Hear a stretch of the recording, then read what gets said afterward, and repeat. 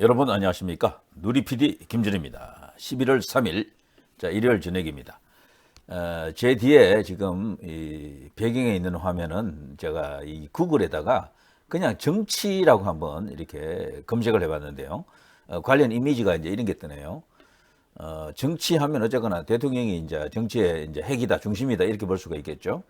자, 이런 뭐 그리고 국회 에, 여기 뭐 관계 없는 연예인도 나와 있네요. 김구라?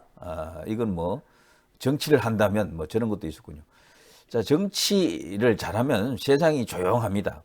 정치를 잘 못한다라고 봐야죠. 지금 엄청 시끄럽잖아요. 모든 언론이 이제 이 시사 뉴스에 이제 이 이제 헤드라인을 장식하는 탑 뉴스는 전부 정치 관련 뉴스가 많죠.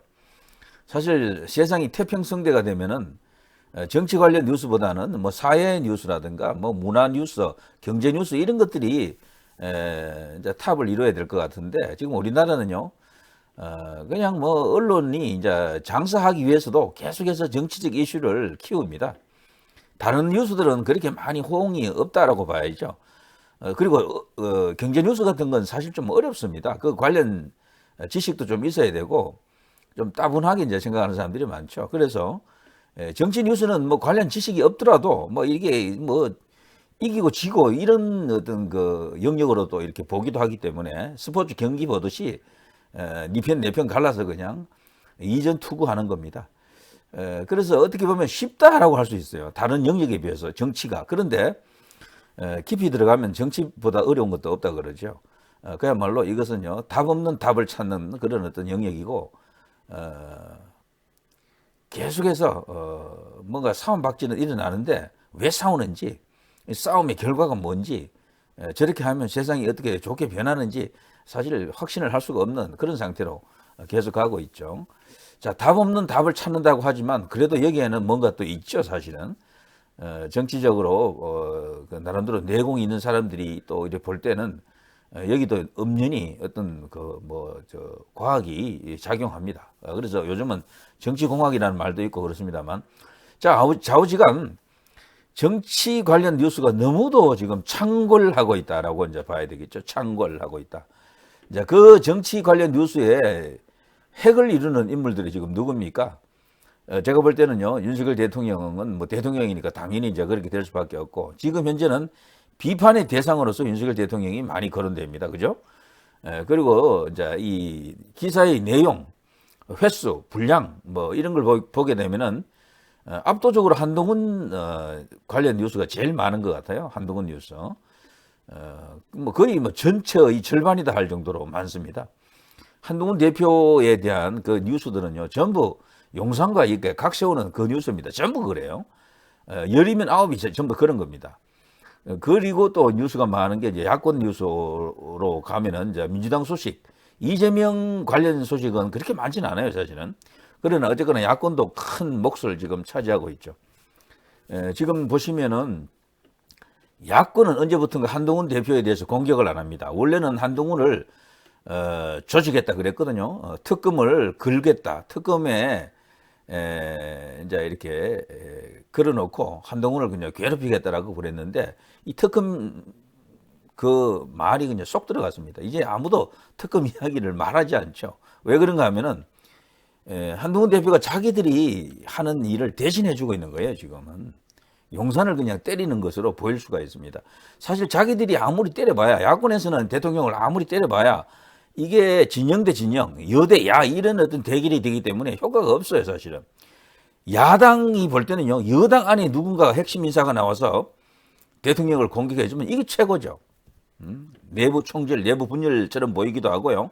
이거는 정말 그 대통령으로서도 참 감당하기 힘듭니다. 이렇게 되면은 내부에서 자신을 향해서 뭐 이런저런 이유로 국민의 눈높이가 되든 뭐 어떻게 보면 어떤 법적 정의라고 해도 좋습니다. 뭐 그런 이유로 용산을 이제 걸고 넘어지게 되면은 이제 이 수혜자는 오롯이 야권으로 이제 간다라고 봐야 되죠. 야권은 그들 스스로 자신들의 힘으로는 잘 안 됩니다. 그런 것들이.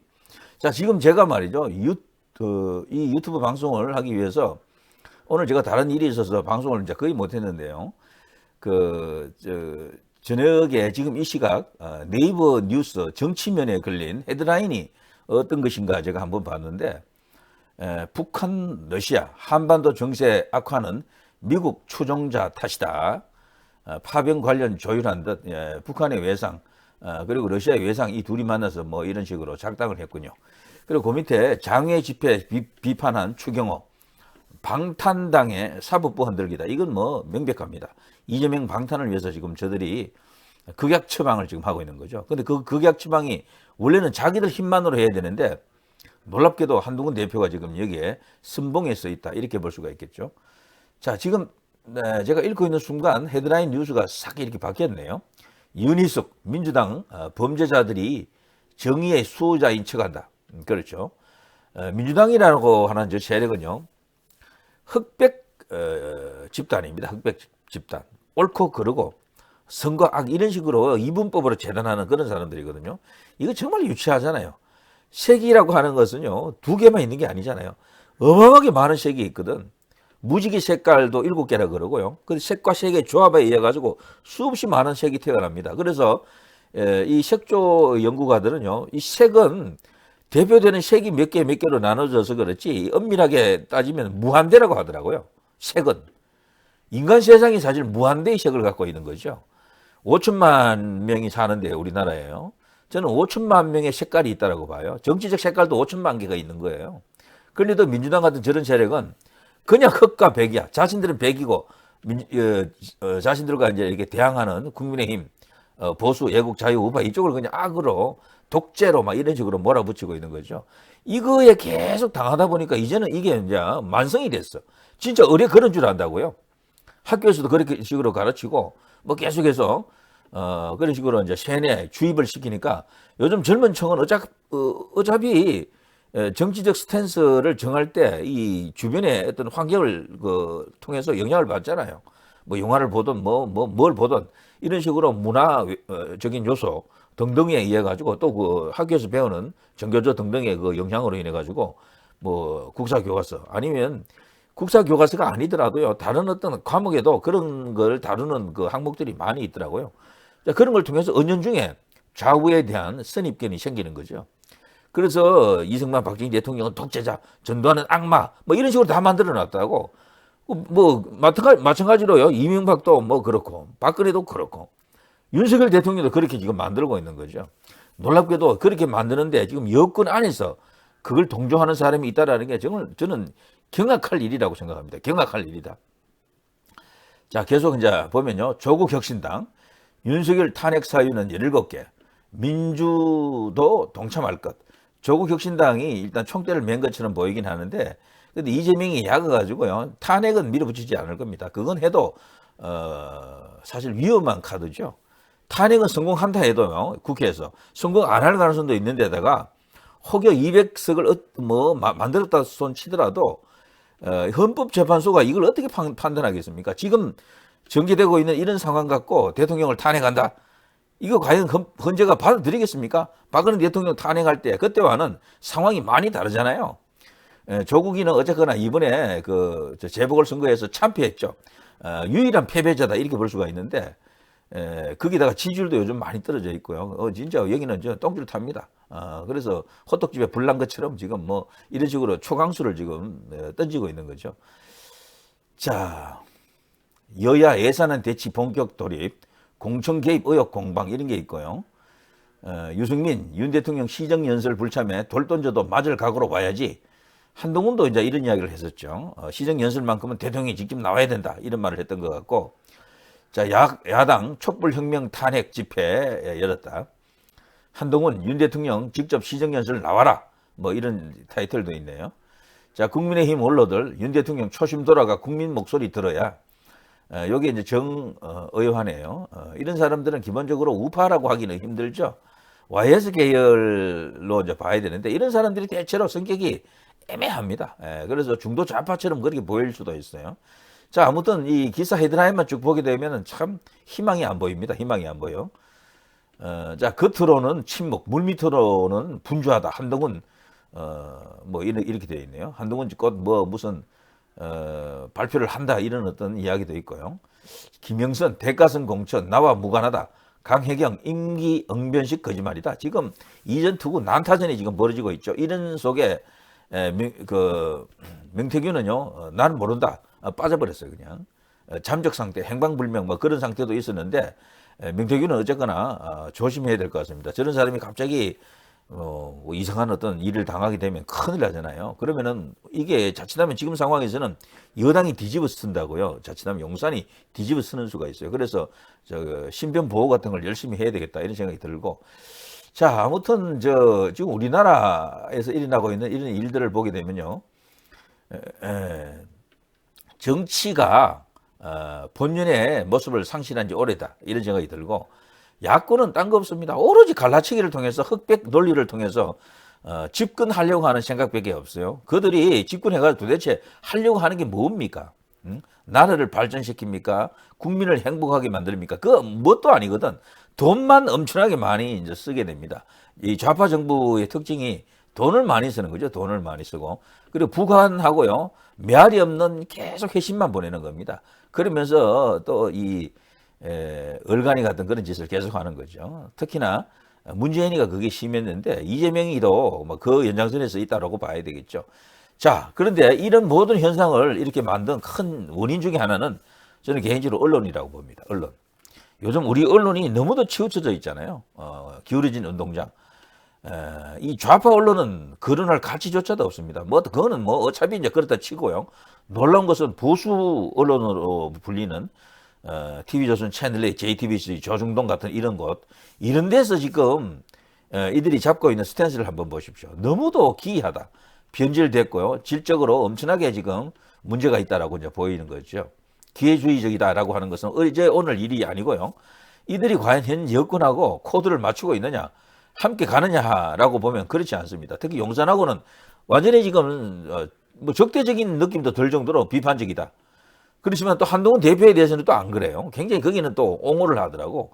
뭐 이렇게 차기 주자로 진짜 뭐 점 찍어 놓은 건지 아직 갈 길이 멀 텐데 벌써 거기에 지금 줄 서기에는 그런 식으로 세팅하기에는 아직 이르다라고 봅니다만, 어쨌거나 조중동의 그 태도가 너무도 정말 마땅치 않다 이런 생각이 들고요.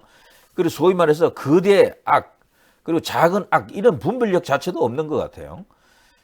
최순실 사태 그때 보면요, 그것을 매개로 박근혜 전 대통령 탄핵 선동에 앞장섰던 그 주체가 누굽니까? 바로 보수 언론 아닙니까? 근데 이번에는요 똑같습니다. 상황이 조금 다른 것 같아도요, 김건희 여사를 매개로 윤석열 대통령을 어떻게 해보겠다, 탄핵하겠다, 탄핵시키겠다, 뭐 아니면 뭐 하야시키겠다 이런 식이죠. 뭐 헌법을 만들어서 대통령을 어떻게 하겠다 뭐 이런 식인데, 이게 말이죠. 근데 말이 안 되는 게, 김건희 여사는 지금 드러나 있는 그 이슈를 이렇게 보면은요, 문재인이라든가 김정숙이라든가 그 집안, 이재명이라든가 김혜경이라든가 그 집안, 조국이라든가 조국 부인이라든가 그 집안, 그런 것에 비하면 사실 이게 굉장히 약한 이슈들이거든. 정말 아주 작은 것들이다. 과거 박원순 지금 뭐 고인이 됐습니다만 그런 사람들이 갖고 있던 혐의나 그 의혹에 비하면 진짜 아주 작은 이슈인데 이걸 갖고 엄청나게 지금 이슈화 시켜 놓은 거죠. 자, 이렇게 되니까요, 김건희 여사 하나만 놓고 지금은 뭐 공방을 벌이는 상황이 온 것 같은데, 근데 여당은요, 김건희 여사를 방어를 제대로 지금 못하고 있어요. 방어를 거의 안 하고 있는 것이나 마찬가지다 이런 생각이 드는데, 개별적으로 한두 사람이 가끔씩 이야기할 뿐이지 누구 한 사람 뭐 거기에 대해서 시원하게 말하는 사람이 없네. 자, 설사 잘못이 있다 하더라도요, 여당에 소속이 되어 있다 그러면은 다른 모든 것을 떠나 공적으로 큰 죄를 지은 이재명, 문재인을 거론하면서 방어를 해야 됩니다. 방어를. 솔직히 말해서 티끌 수준 아닙니까? 티끌 수준. 자, 이렇게 가면요, 결과는 뻔합니다. 야당이 어부질이 다 챙긴다니까요. 자, 이재명의 방탄을 위한 어떤 그런 선동 공작이다 이렇게 봐야 되고요.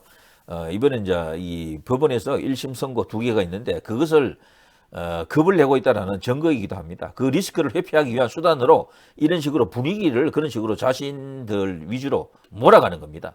우리가 지금 국민의 뜻을 우리가 얻었어. 세상은 우리를 지지하고 있어. 국민들의 생각이 바로 헌법과 같은 생각이야. 어떻게 보면 국민의 생각이 많이 모여 있으면 그게 헌법도 새로 바꿀 수 있는 그런 힘이 있죠. 거기에는 이제 그런 어떤 형식 논리 혹은 그런 어떤 그 개념을 갖고 현재 법원을 압박하고 있다 이렇게 봐야 됩니다. 자, 언론의 논조, 조중동 같은 이런 언론들, JTBC, 뭐 채널A, TV조선 보수 매체로 불리는 이런 언론만이라도요 제대로 해주면은 이 상황은 완전히 그냥 평범해지거나 뭐 극복 가능한 상황이 될 텐데 이들조차도 지금 총질에 가세하고 있는 상황이죠. 자, 국민을 얼마나 우습게 보면 역사를 얼마나 농락하려고 이러는지 정말 통탄할 일입니다. 야당이 동조했다라고 이제 볼 수 있고요. 김건희 리스크를 계속해서 앵무새처럼 복창하는 이들을 보면서 여당의 구심점이 과연 어떻게 되어야 하는가? 누가 지금 현재 여권 보수 애국 자유 우파 이쪽에 어려움을 해결할 수 있는 구심점이 되어야 하는가? 이런 것을 묻고 있습니다. 자, 언론이 그동안 제대로 했으면요. 문재인, 이재명, 조국 같은 저런 쓰레기들이 활보했겠습니까? 대통령 뭐 되기나 했겠습니까? 그야말로 엄청난 지금 역사적 대죄를 짓고 있는 것이 우리나라 언론입니다. 언론의 그 정치적 영향력, 여론 선동, 여론 그 영향력은 엄청난 거거든요. 자, 큰 악, 그 악에는 침묵하면서 만만하다 싶으면은 하이에나처럼 물고 늘어지는 저들의 비겁한 행보 언제까지 지켜봐야 되겠습니까? 자, 윤석열 대통령 그런데 말이죠. 제가 볼 때 지지율이 좀 떨어지긴 했어도 최악은 아닙니다. 최악은 19%나 20%나 뭐 그게 그거 아닙니까? 갤럽에서 20% 나왔던 게 이제 보름 2주 뒤에는 19가 됐거든. 근데 다른 여론조사 보시면 알겠습니다만 갤럽은 원래 숫자가 작게 나와요. 한 25 이렇게 나오는 것도 있을 겁니다. 25에서 30 정도 떨어지긴 했지만 최악은 아니고 얼마든지 반등할 수 있는 그런 어떤 조건은 있다. 시간은 돌아올 것이다. 이런 생각을 또 해봅니다. 자, 우리나라 정치 정말 어디로 가고자 하는 것입니까? 사실은 말이죠. 선진국이 되는 그 과정에서 박정희 대통령 그 이후에 극빈국가에서 이 개발도상국을 지나서 선진국 문턱까지 올 때는 정말 잘했어요. 우리나라. 세계가 부러워하는 나라가 맞는데 정작 선진국이 딱 이제 되고 난 뒤부터 개판이 됐어요. 개판이. 이렇게 되면 더 이상 발전하기 힘들 것 같아요. 자, 누리 PD 김준희였습니다.